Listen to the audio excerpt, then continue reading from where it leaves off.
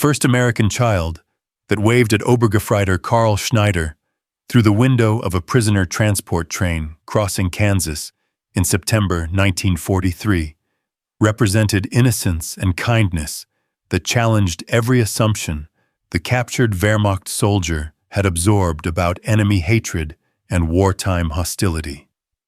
The 7-year-old boy standing beside the railroad tracks smiled and waved enthusiastically at German prisoners who had been taught to expect nothing but contempt from American civilians. "Why is this child not afraid of us?" Schneider whispered to his fellow prisoner, Feldwebel Hans Weber, as more American children appeared at crossings and farmhouses, waving with genuine excitement rather than the fear or hatred that Nazi propaganda had promised. "Our briefings said American civilians would spit on German prisoners and demand our execution."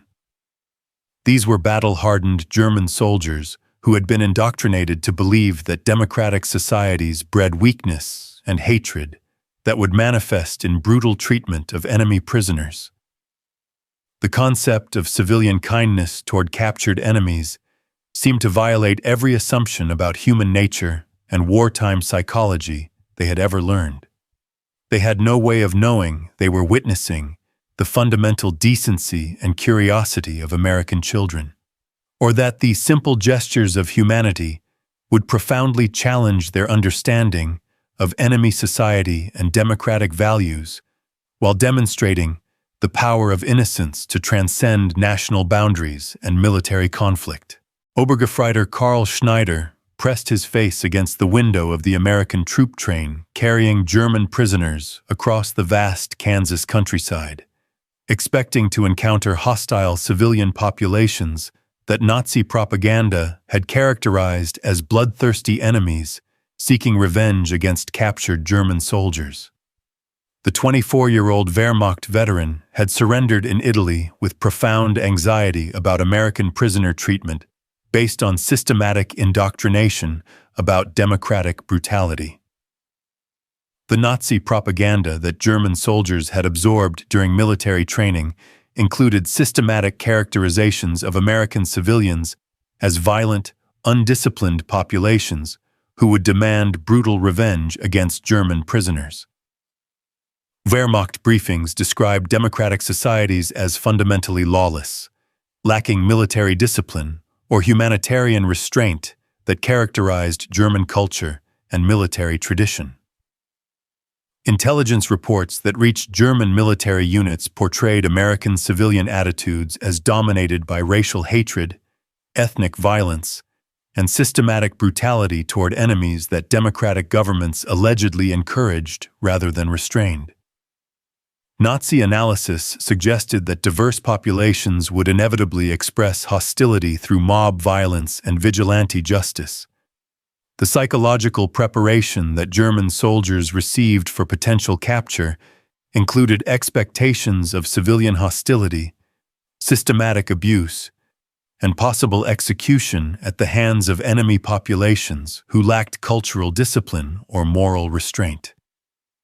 Military training emphasized American barbarism as motivation for continued resistance despite tactical disadvantages. Cultural assumptions embedded in Nazi ideology suggested that democratic societies produced undisciplined civilian populations who would express primitive emotions through violence against helpless prisoners. German soldiers learned to fear capture not just because of military consequences, but due to expected civilian brutality. Strategic planning by Nazi leadership incorporated civilian hostility assumptions that predicted American prisoners would face systematic abuse that would validate German propaganda about democratic weakness and cultural inferiority. Enemy treatment of prisoners was expected to demonstrate moral bankruptcy that would justify continued German resistance. The train journey that transported German prisoners across American heartland provided first direct observation of enemy civilian territory and social organization. Prisoners expected to encounter evidence of social chaos, economic failure, and popular hostility that Nazi propaganda had consistently described. Transportation security that American military provided included professional guard procedures and systematic prisoner care that contradicted German expectations about democratic military organization. Guards demonstrated competence and humanitarian treatment that challenged assumptions about American military capability. Medical care that German prisoners received during transport included adequate food, healthcare attention, and sanitary facilities that exceeded their expectations based on Nazi characterizations of American prisoner treatment. Humanitarian provisions contradicted propaganda about enemy brutality and systematic abuse. The landscape that German prisoners observed through train windows included prosperous farms, well-maintained communities, and industrial facilities that challenged Nazi claims about American economic weakness and social dysfunction. Physical evidence contradicted ideological assumptions about democratic failure. Communication between guards and prisoners included professional courtesy and basic human decency that surprised German soldiers who had expected systematic hostility and dehumanizing treatment.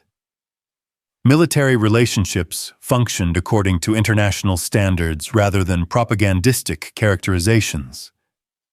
Educational preparation that some German prisoners had received about American geography and culture proved inadequate for understanding the social reality they were observing.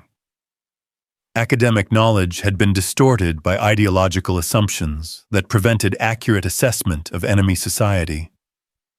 The journey into captivity was providing initial challenges to Nazi assumptions about American society while creating psychological preparation for encounters that would fundamentally alter German understanding of democratic values and civilian character. September 15, 1943. The freight train carrying German prisoners slowed as it passed through small Kansas towns where American children had gathered at railroad crossings, their faces filled with curiosity and excitement, rather than the hatred and fear that Nazi propaganda had promised would characterize civilian encounters with enemy prisoners. 7-year-old Billy Morrison waved enthusiastically from his family's farm, treating the train like a fascinating parade rather than a transport of dangerous enemies. The spontaneous reactions that American children demonstrated included genuine excitement about seeing foreign soldiers, innocent curiosity about different uniforms and equipment, and natural friendliness that transcended national boundaries and military conflicts. Children responded with human interest rather than ideological hostility toward prisoners who represented distant war rather than immediate threat. Parental supervision that accompanied these encounters included adults who allowed or encouraged their children to wave at German prisoners, demonstrating civilian attitudes that contradicted Nazi predictions about popular hostility and systematic hatred. American families treated prisoner transport as educational opportunity, rather than occasion for expressing revenge or nationalistic anger. The geographic distribution of friendly encounters included rural communities across Kansas, Nebraska, and Colorado, where farm families interrupted daily activities to observe passing trains with interest rather than hostility. Agricultural communities demonstrated curiosity and basic human decency that challenged German expectations about enemy civilian attitudes. Cultural education that these encounters provided for German prisoners included direct observation of American family relationships, child-rearing practices, and social attitudes that contradicted Nazi characterizations of democratic society. Authentic glimpses of enemy civilian life challenged propagandistic assumptions through unfiltered human interaction. The emotional impact on German prisoners included profound confusion and psychological disorientation, as observable reality contradicted years of ideological preparation about enemy character and civilian behavior. Cognitive dissonance created by friendly encounters challenged fundamental assumptions about human nature and wartime psychology. Documentation that some prisoners attempted included written records of surprising civilian encounters that contradicted official German intelligence about American popular attitudes. Personal observations began creating alternative narratives about enemy society that challenged Nazi propaganda through direct experience. The psychological preparation that Nazi indoctrination had provided proved completely inadequate for interpreting civilian kindness and childlike curiosity that demonstrated human normalcy rather than wartime hatred. Ideological frameworks could not explain authentic human behavior that transcended national boundaries. Regional variations in civilian responses included consistent patterns of curiosity and friendliness across different communities, suggesting systematic American attitudes rather than isolated incidents of unusual behavior. Geographic consistency challenged assumptions about localized civilian hostility or regional differences in enemy attitudes. The innocence that American children demonstrated included natural human responses to exotic situations that reflected normal childhood development rather than political indoctrination or systematic hatred. Child behavior provided evidence of human universality that challenged racial and cultural assumptions. Educational opportunities that encounters provided included informal lessons about American society, family structure, and cultural values that contradicted Nazi teaching about democratic weakness and social dysfunction. Direct observation offered alternative perspectives on enemy civilization through authentic human interaction.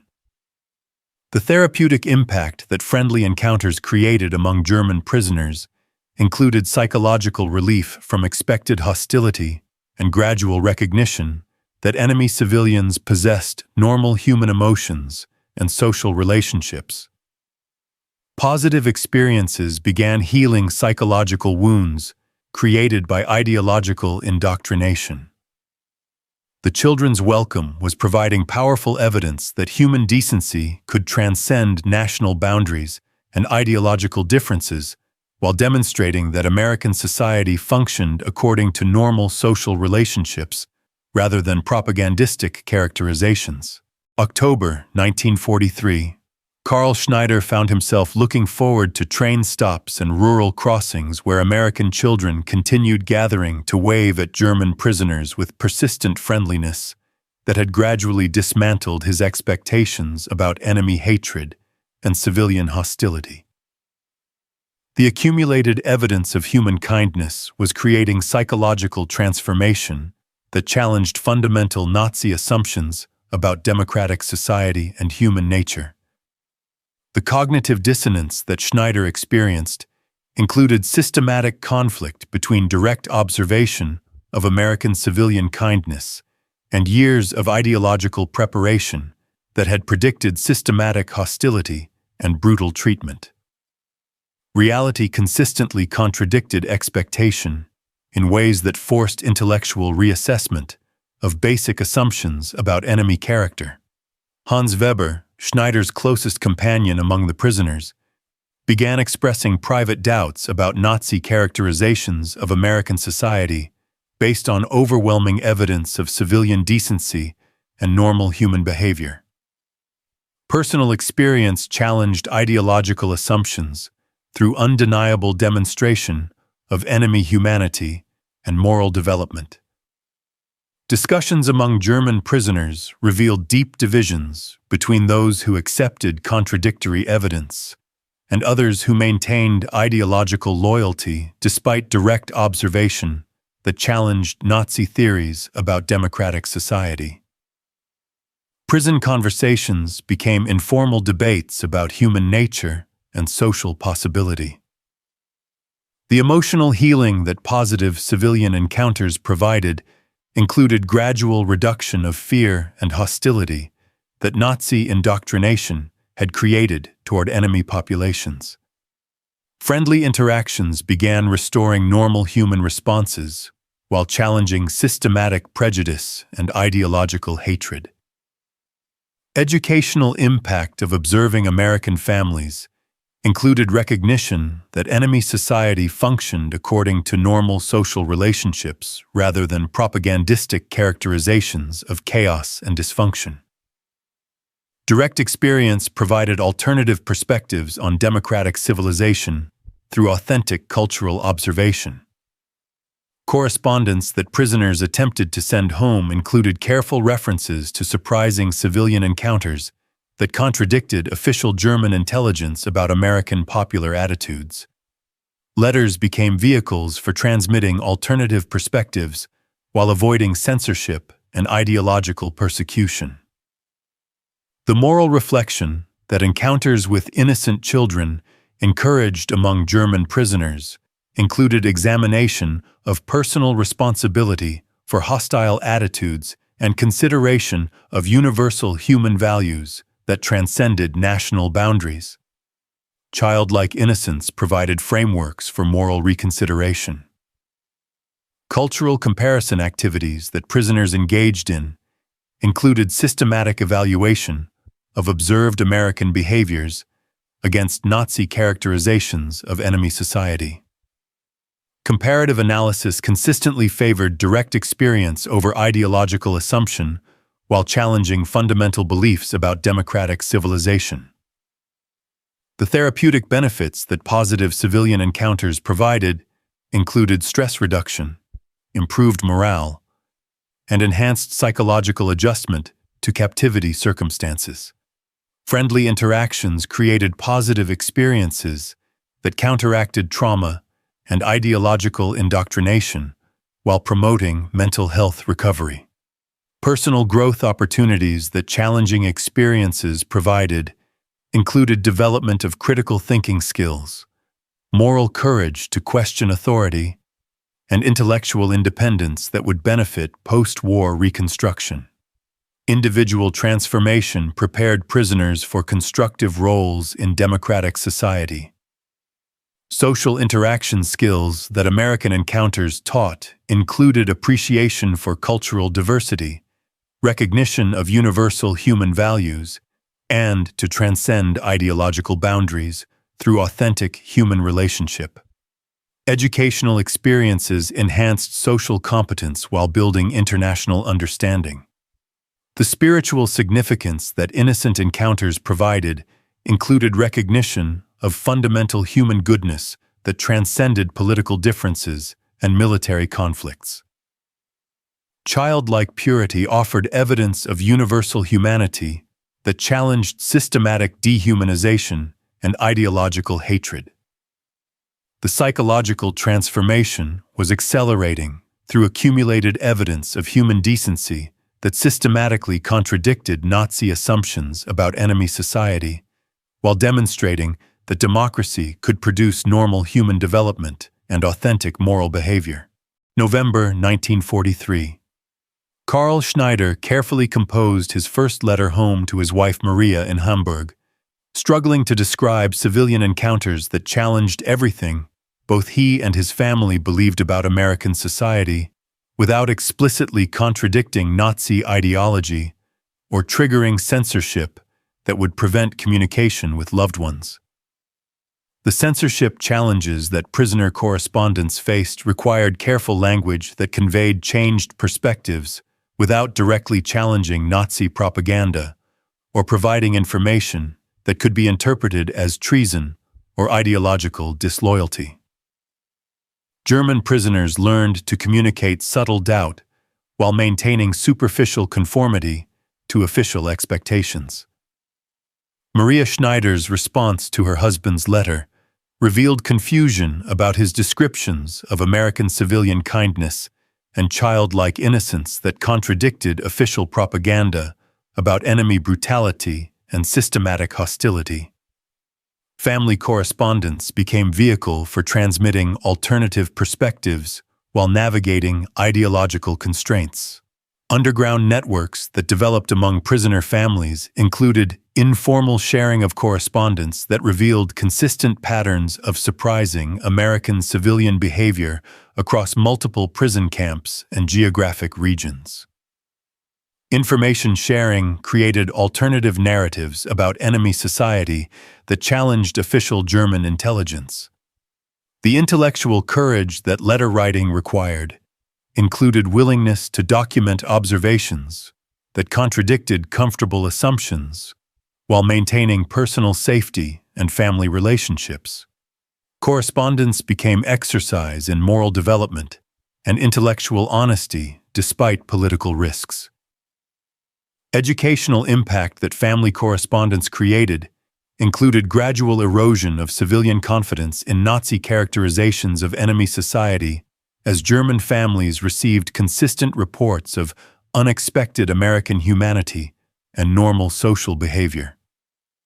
Letters influenced home front morale while challenging propaganda effectiveness. Psychological support that honest correspondence provided included emotional connection with family members who began questioning official narratives based on trusted personal testimony. Family relationships became vehicles for intellectual transformation and moral development across national boundaries. The moral accountability that accurate reporting created among German prisoners included responsibility to communicate truth despite personal risk or ideological pressure. Letter writing became exercise in ethical behavior and personal integrity that prepared prisoners for post-war moral reconstruction. Cultural education that family correspondence facilitated included systematic comparison between observed American behaviors and Nazi predictions about enemy society. Educational exchanges enhanced critical thinking while building intellectual foundations for democratic participation. Spiritual reflection that challenging experiences encouraged among both prisoners and families included examination of fundamental human values that transcended national boundaries and political differences. Correspondence became vehicle for moral and spiritual development across geographic separation. The risk management that honest communication required included careful balance between truthful reporting and personal safety that demonstrated intellectual maturity and moral courage. German prisoners learned to navigate complex ethical situations while maintaining personal integrity. International implications of accurate prisoner correspondence included erosion of Nazi propaganda effectiveness, as authentic testimony contradicted official characterizations of enemy society. Personal communication challenged systematic indoctrination through trusted relationship and direct experience. Community development that correspondence networks created among prisoner families included mutual support systems that enhanced psychological resilience while building foundations for post-war reconstruction based on accurate understanding of democratic society. The therapeutic benefits that honest communication provided included emotional healing from ideological trauma and intellectual liberation from systematic prejudice. Correspondence became a tool for personal transformation and family education that would influence post-war German reconstruction toward democratic values based on human dignity rather than ideological hatred. May 1945. As news of Germany's surrender reached prisoner trains crossing American heartland, Carl Schneider reflected on how simple waves from American children had begun a psychological journey that fundamentally changed his understanding of human nature, democratic society, and the possibilities for international reconciliation based on shared humanity rather than ideological division. The repatriation process that would return German prisoners to their homeland included systematic debriefing that documented prisoner experiences and attitudes that would influence Allied occupation policies and denazification programs. American officials recognized that positive civilian encounters had created psychological preparation for democratic reconstruction. Educational programs that American authorities developed for departing prisoners included instruction in democratic values, constitutional principles, and civil society that built upon positive experiences with American civilians. Academic preparation enhanced transformation that childlike innocence had initiated through authentic human encounter. Letters of recommendation that American officials provided for departing prisoners included testimonials about attitude changes and moral development that would assist reintegration into German society. These endorsements reflected genuine appreciation for personal growth while supporting post-war reconstruction efforts. The democratic knowledge that prisoners had acquired through civilian encounters included understanding of social freedom, individual dignity, and community cooperation that would benefit German reconstruction through practical application of observed American behaviors. Cultural education provided foundations for democratic participation. Personal commitments that German prisoners made included promises to share accurate information about American society and challenge Nazi propaganda based on direct experience with civilian kindness and normal human behavior. Individual transformation would multiply through community influence and personal testimony. Community leadership roles that former prisoners would assume included advocacy for international understanding, democratic participation, and moral reconstruction that would benefit local communities while challenging authoritarian attitudes. Individual influence would extend transformation through democratic engagement.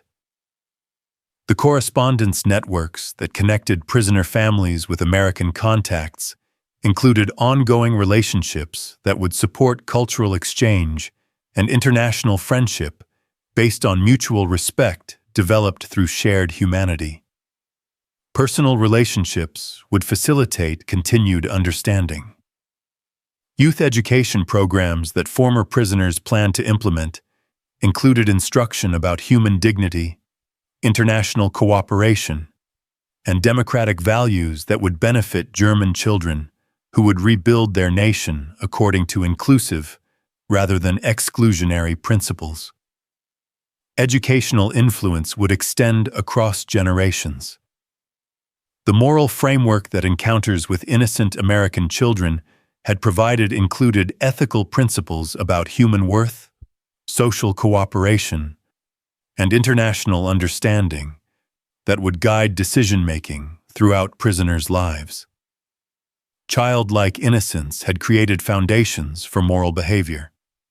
Professional development opportunities that former prisoners had gained through American experience would support employment and economic reconstruction while demonstrating practical cooperation across national boundaries. Economic relationships would reinforce social transformation through continued interaction.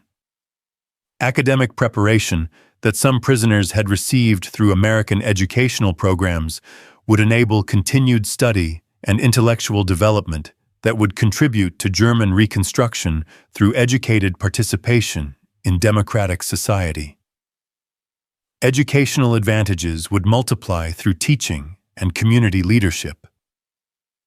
The therapeutic legacy that positive civilian encounters had created included psychological healing from ideological trauma and enhanced capacity for human relationship across cultural boundaries. Emotional recovery supported individual contribution to peaceful reconstruction. International recognition of civilian kindness included appreciation for American democratic values that had transformed enemy soldiers through simple human decency rather than coercive indoctrination. Childlike innocence had achieved diplomatic success through authentic humanity. The seeds of reconciliation planted by waving American children had grown into comprehensive transformation that would influence German reconstruction toward democratic ideals based on human dignity, international cooperation, and the fundamental goodness that innocent encounters had demonstrated. If this incredible story of how innocent childhood kindness transformed enemy hearts and planted seeds of peace inspired you. Make sure to subscribe to our channel for more amazing tales of humanity triumphing over hatred.